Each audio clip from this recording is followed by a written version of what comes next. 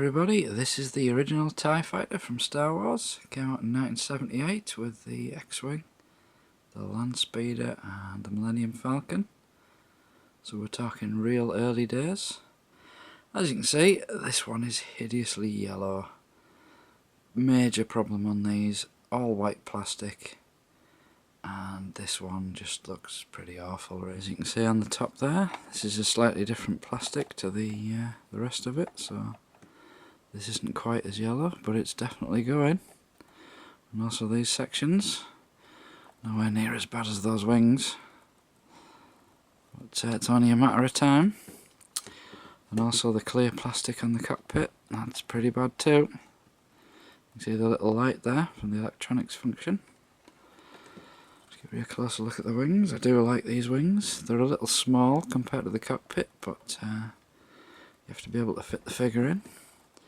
And these are all stickers, and if you can see there, that one's curling up, and in that corner got a little bit of a curl there, and there's more curl in here, in that corner, and over there, and over there. So yeah, this is pretty awful really. I'd love a nice white one of these, but I think that's going to be nigh on impossible to find. So the TIE Fighter, it does have one gimmick. If you pull these, you can fire the wings off. That's exploded mode. Give you a closer look at this section. The cockpit does open. That way on. And we've got this little lifting seat.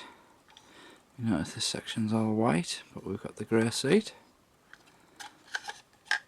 And there's the button for the electronics on the back. And underneath you can see the battery cover. So a closer look at that. We've got General Mills Fun Group, 1978, Kenner Products, Cincinnati, Ohio. And that's it.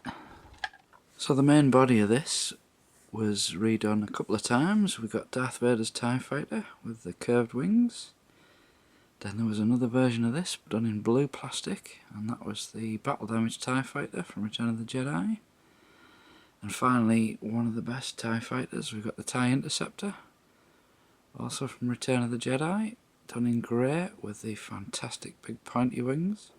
This TIE Fighter is electronic, but as it's a very early toy, it's not the greatest. We have light and sound, you can see the light there, and there's supposed to be a buzzer noise, but it doesn't work. Underneath that you can see the battery compartment, 2 AA's loaded up and ready to go. Just close that back up, and on the back you've got a button. When you press this, the light should light up and you should hear a buzzer noise. But all you're going to get is the light, so I'll show you that. There it is. Not fantastic, I know, but this toy is what, 34 years old, so it's to be expected. Now when this came out in 1978, there was no such thing as a TIE pilot figure. He didn't come along until 1982, right at the very end of the Empire Strikes Back line. So the box on this shows him with a Stormtrooper. Another figure that suffers badly from yellowing. So for sake of authenticity, here he is, with a Stormtrooper pilot in it.